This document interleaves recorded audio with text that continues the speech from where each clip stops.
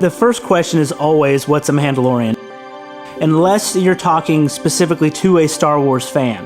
If you're just talking to people off the street, and they'll say, yeah, what's a Mandalorian? And my reply to that is, well, you remember Boba Fett from, Empire Strikes Back and Return of the Jedi? And I said, well, that's who I dressed up similar. It's different, but very similar look as Boba Fett. In the real world, my name is Tom Hutchins.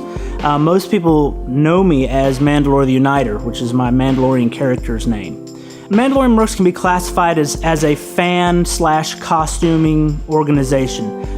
You can throw cosplay in with that if you want to, because that's vastly becoming the term to describe costumes and the people that make them and the people that wear them. And another thing too that I think appeals to a lot of people about Mercs is that it allows you to put yourself in Star Wars. Your character is a character of your creation. You create the character. A lot of people have created their own backstories for their characters. The whole armor, the way it's painted, the way it's put together is a creation of your own. The really cool thing about being able to make your own costume is that it doesn't matter what you look like physically. You can make yourself look as awesome as you want to look. You want it to be the best you can possibly be. You want to look good in it.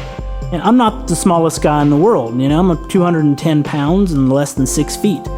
But when I put my gear on, I'm a badass, and being able to just realize things from my imagination. It's very artistic, and that's a really cool thing, the creativity, the ability to realize your creativeness. I love building things. I love to build, and it helps that I love Star Wars so much because there's like an endless amount of stuff I can build in Star Wars.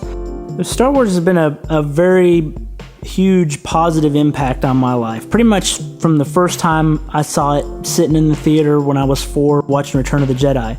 I've always loved Star Wars. It's just always something that's appealed to me. And I guess the best things in my life, up to this point have all come from Star Wars. I met my wife through Star Wars Galaxies. She was a Twilight dancer in Mos Espa. And not many people can say that, but I get to say that my wife was a Twilight dancer.